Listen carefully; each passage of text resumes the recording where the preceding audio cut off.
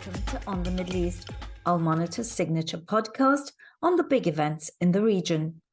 My name is Amrin Zaman, and this week I'll be looking at Sudan, where a bloody power struggle between the country's top military leaders has entered its sixth day. Successive truces have failed to hold, as troops loyal to Sudan's de facto ruler Abdel Fattah al-Burhan and the Rapid Support Force led by General Mohammed Hamdan Dagalo, also known as Hemedti, battle it out on the streets and from the air. The UN says at least 400 people have died and that 3,500 have been injured since fighting broke out in the capital Khartoum. The roots of the conflict run deep in Africa's third largest country, whose Red Sea ports have long been coveted by international players. With us here today to explain the intricacies of Sudan is Cameron Hudson, a former advisor to multiple US envoys to that country, who is a senior associate at the Africa program at the Center for Strategic and International Studies, a think tank based in Washington, D.C. Welcome to our program, Cameron. It's great to have you here with us today. Thank you for having me. So can you just give us sort of a sense of what's happening currently on the ground in Sudan? Well, it's a very dynamic environment right now, unfortunately. Both the SAF and the RSF appear to be engaged on multiple fronts throughout the city, using multiple tactics. So using both aerial bombardment, going after each other's infrastructure, but also what appears to be more street level fighting, close quarters contact between these forces, going, house to house, street to street, neighborhood to neighborhood. So we get reports throughout the course of the day of the fight eventually moving across areas of the city at various times.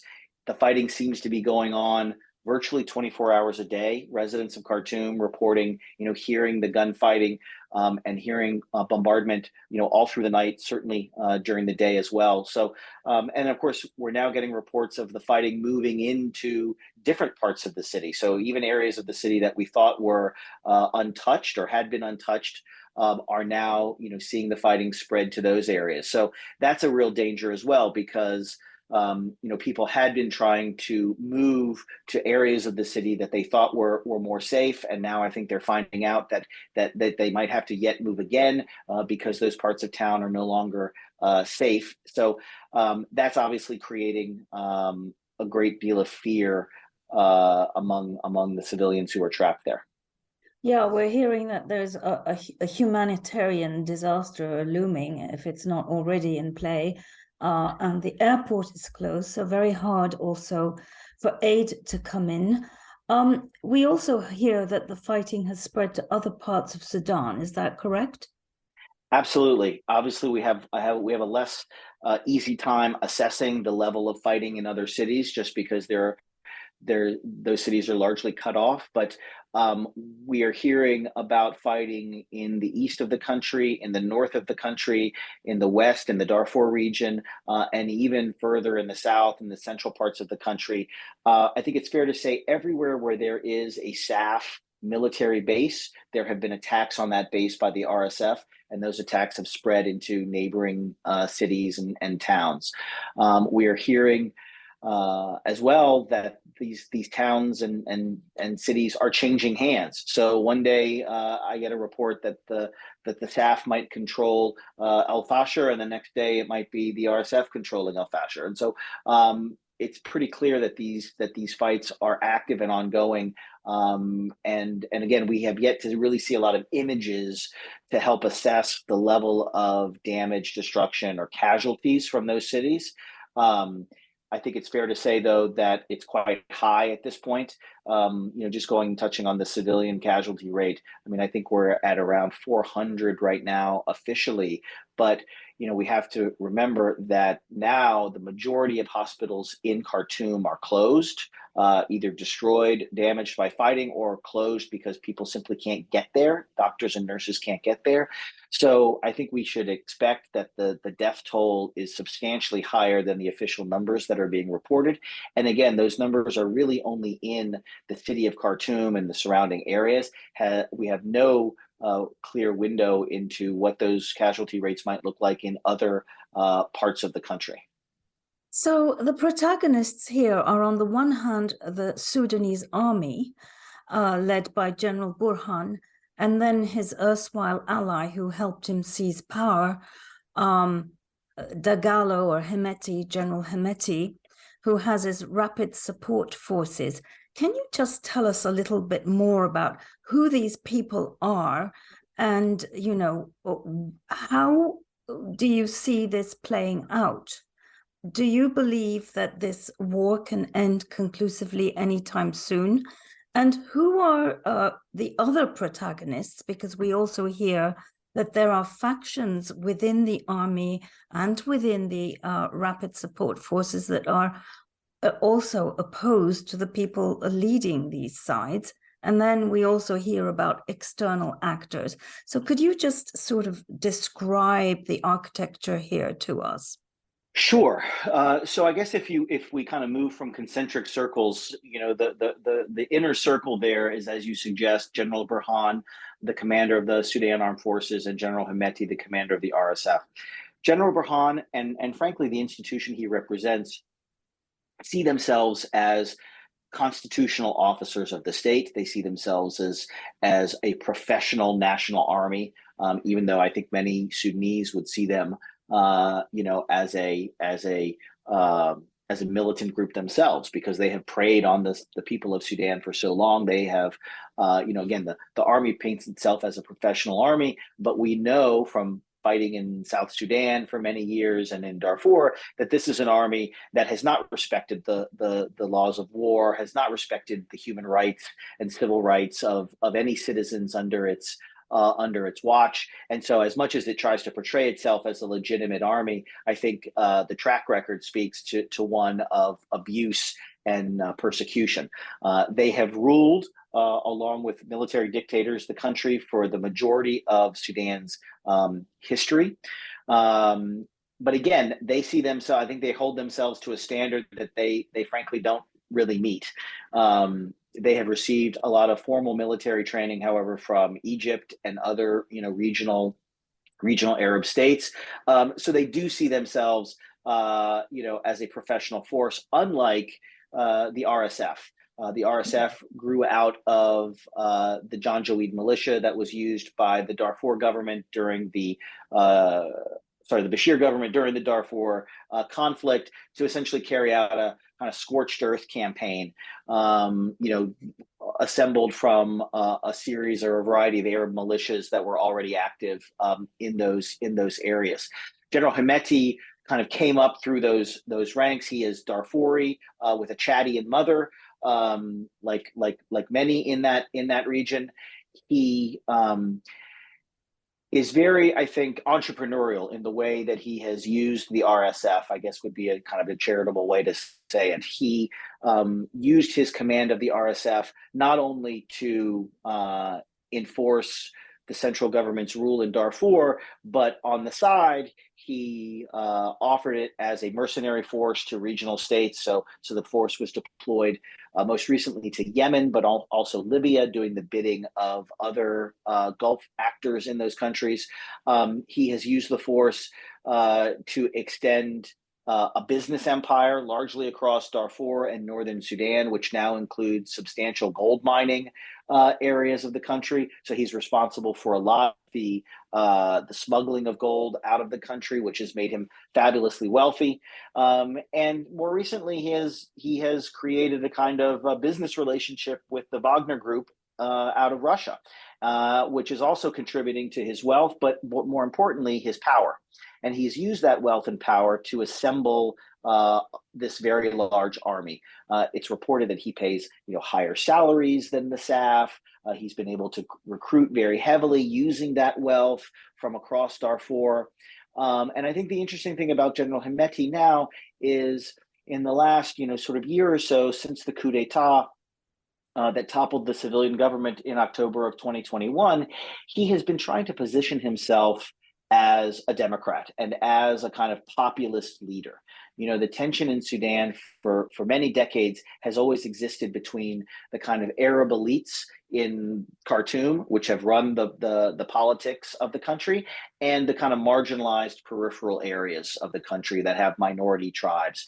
And so here you have Hemeti trying to essentially position himself as the leader of these downtrodden peripheral areas now, and essentially saying that that this is that him coming to Khartoum is the rise of the periphery to reclaim its political authority that it's been denied for so long. So he's really trying to associate himself and essentially you know whitewash his reputation as a warlord and militia leader who essentially committed the worst abuses and crimes against those same peripheral areas that he now claims to represent. So these are really the two institutions and individuals who are fighting this war right now.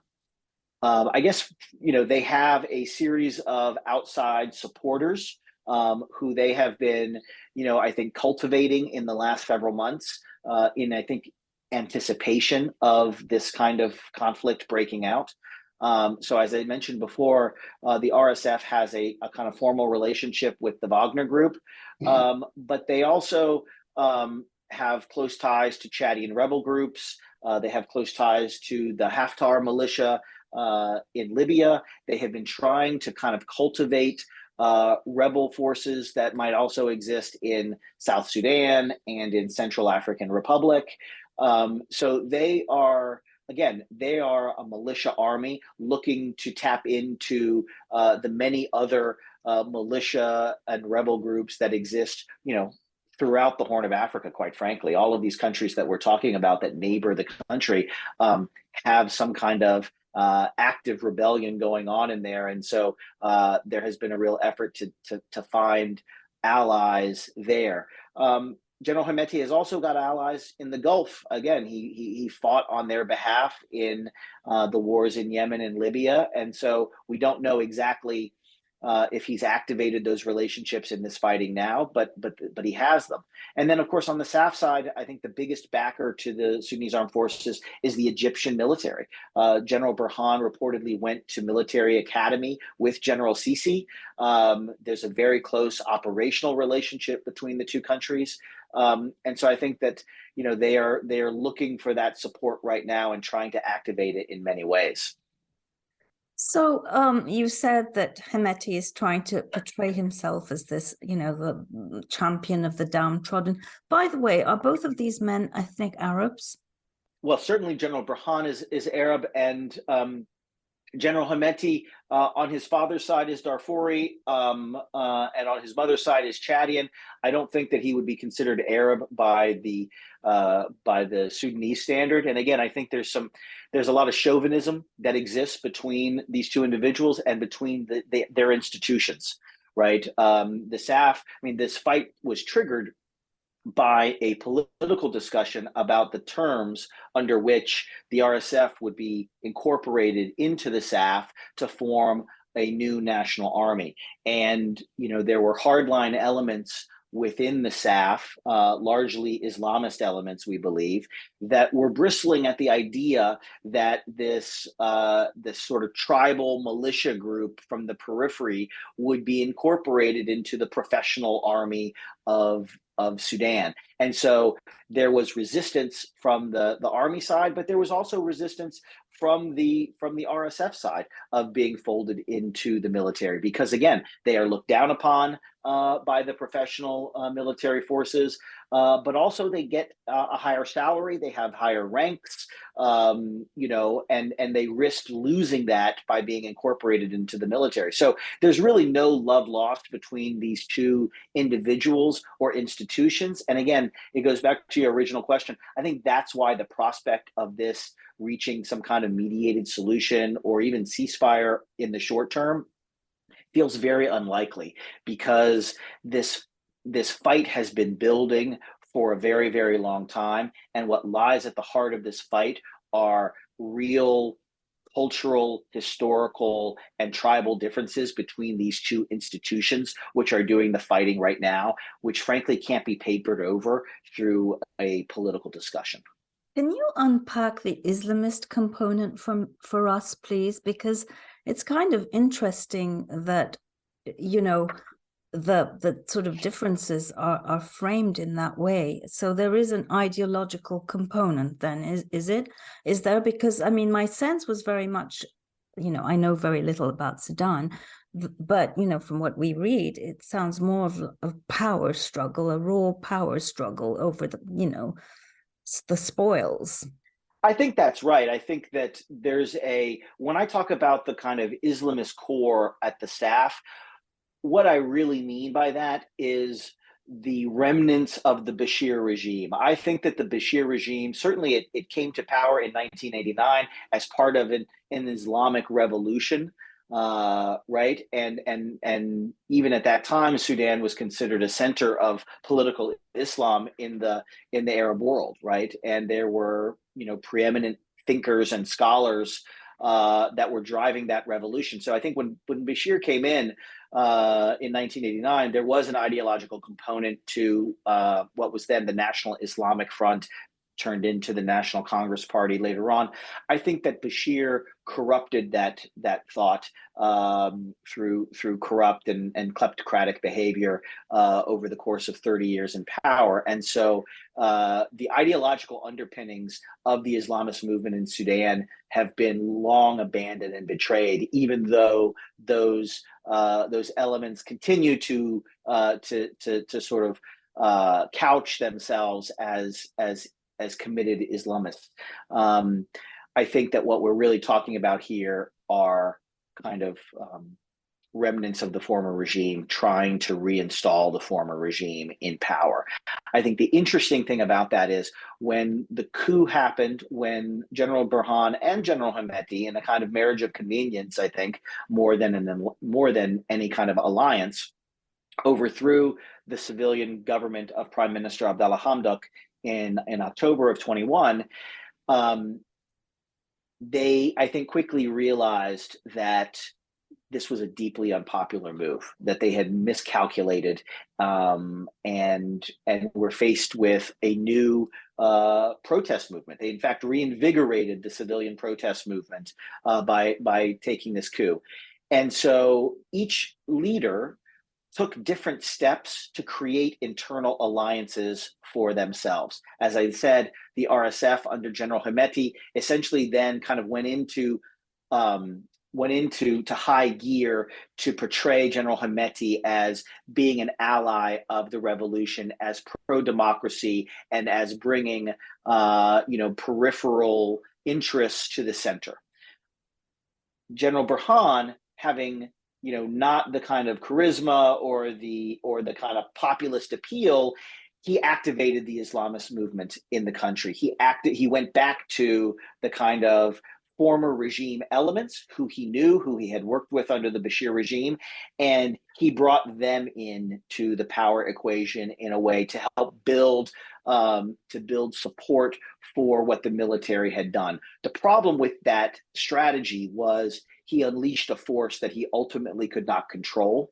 He relied on in the near term to help him build some degree of popular support, and the Islamists were able to put people in the street and rally for the military and make it appear, at least for the cameras, that he had a basis of support for taking over the country.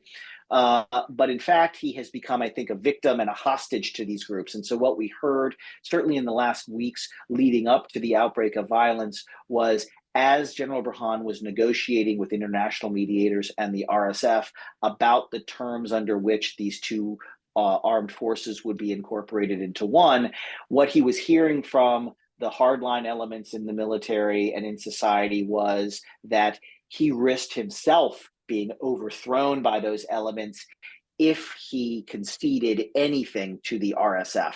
And so I think at the end of the day, he became quite captured by this hardline force that he was relying on for support. Well, looking at the region more broadly, we do see a pattern, don't we, of, people claiming power, governments being elected democratically. I mean, the whole Arab Spring thing. And it's now just turned on its head in Egypt. Now we see it in Tunisia. And perhaps, some would argue the reason this is happening is also not only because people are disaffected with their new rulers who are meant to bring them freedom and prosperity, but equally, as these rulers turned more despotic, the West largely ignored what was going on. Uh, to what extent do you think that the international community, and I would say the United States in particular, has a hand in the situation today in Sudan? Listen, the international community certainly has a hand in the situation. I think that it's probably errors of omission and not errors of commission, if I were to, say it that way. The international community, led by Washington, but including the Quad grouping of the UK, the Saudis, and the Emiratis, have been at the heart of these political talks since December. They have been pushing for a political resolution. They have been organizing a mediation and supporting a mediation that was technically led by the United Nations, the African Union, and the International Governmental Authority on Development, IGAD, the regional grouping.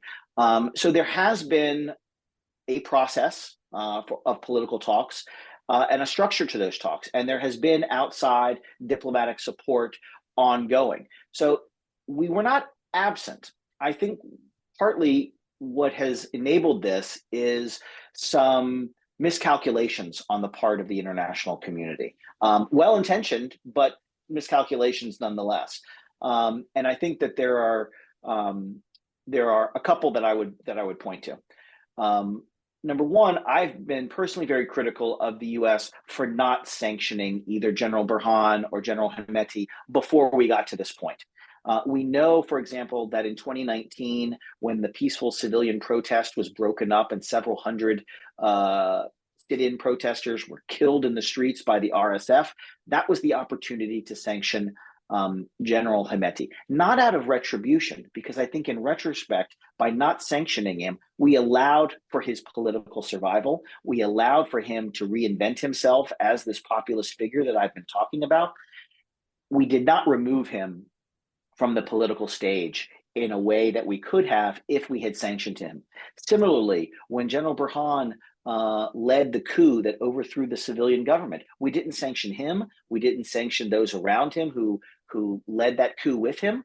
And again, that was the moment in time to say, you've lost your legitimacy as a leader. We're going to sanction you, your companies, and your people. And we are going to take you off of this political stage, right? So we didn't do that at either time that we had. And then in December of 2022, just 5 months ago, seeing the need for a civilian government, we wrote a political framework agreement. The international community assisted in writing a political framework agreement that would ultimately restore civilian rule in the country, but it gave the military and the RSF an equal seat at the table. So with civilian leaders, right? We acknowledged that they were the true power holders in the country, and we gave them a seat at the table. So not only did we not take them off of the political stage when they were most deserving of it, and we had the most justification to do it, we have since elevated them in the political conversation. And so I think that we have been very much involved and engaged, but I think in retrospect, we have a lot to look back on to say that we got it wrong. We made some serious miscalculations that enabled these two leaders and their institutions to continue to play the role in the country that they were playing. And I think we can go back and look and see, were we fooled into thinking that they were genuine when they told us that they were serious about a transition to civilian government and civilian rule? Was that all just talk to avoid the hard decision making and compromises that would have to be made ultimately to bring about that kind of outcome. I think in retrospect, that's been the case. That I think that they have not been genuine. I think that the international community has been hoodwinked by these leaders, and now we're faced with the consequences of that. Well, as you mentioned in a previous conversation, though, one of the problems is that on the one hand, you can sanction these governments, cut off aid, indeed, as the US did after that coup, but that these two men are individually so wealthy that they can survive all of that. So how do you square that circle? And so where is the leverage now, here and now, that can help stop this conflict?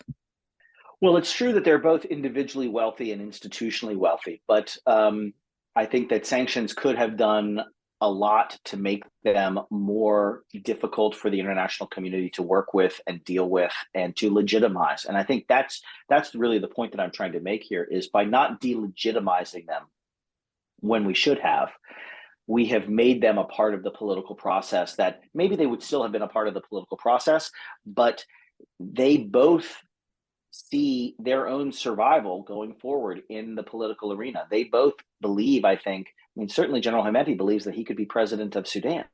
And I think that there would be nothing worse for the region than having someone like General Hemeti, transformed into a political leader who tries to present himself as a civilian politician. So by not sanctioning them, I think it's much more about the stain and the stigma that comes along with those sanctions as it is the actual financial pain that might be inflicted on them. And then, of course, the way forward, I think, is it's really difficult to say. We're 6 days into the fighting on the ground right now. Promises of ceasefires haven't held for even a few minutes in the time that they've been promised. So I think that there's really absolutely no sense that either of these two individuals want to lay down their arms right now. Certainly not until at least one side gains a tactical advantage over the other. When that happens, there might be an opportunity to try to press for a ceasefire. But the problem with that is, of course, that what will be the civilian toll to achieve that? How many people are going to have to die? How much destruction is there going to have to be before one side decides that it's ready to talk? And I think that's the fear that we all have right now. Well, let me conclude by asking you a question that I should have actually kicked off with. Why does Sudan matter? Why are we so exercised? Because after all, there are so many wars that have been grinding on in Africa, causing terrible misery for decades, and nobody seems to care. But everyone seems to care about Sudan. What is at stake here? Well, I think that Sudan certainly sits astride a very strategic region of the world. It has a very long Red Sea coast. Sudan has a history as a terrorist state. We can't forget that. Sudan is an incredibly large country. It's a country of 50 million people. And so an exodus of this country would spill over into the entire region. It sits in the middle of the Horn of Africa region, which, as I described, has rebel forces and militia forces arrayed across it. And so the idea of activating rebellion, not just in one country, but in 6 or 7 countries that border Sudan, you could very quickly see this spreading like a wildfire across the Horn of Africa. That would touch Egypt, that would touch, up to the Mediterranean, that would touch, of course, the Red Sea. So strategically, I think Sudan is a huge concern. But I also think that given the investment that Washington and the international community have made, frankly, over the past 20 plus years of trying to end civil wars in Sudan, I think that the failure now to prevent a worst case scenario from happening, I think, is really a stain on the international community, that a country with that level of diplomatic support and investment still can't afford, still can't manage a way to not go over the cliff I think is a terrible narrative for us, and for the, a message for the wider world. So I think that, that's why Sudan, matters. Cameron Hudson, thank you so much for being with us here today. Thank you for having me. And this brings us to the end of this episode of On the Middle East. For those of you celebrating Eid al-Fitr, I wish you and yours a happy holiday and look forward to being with you again very soon. Thank you and goodbye.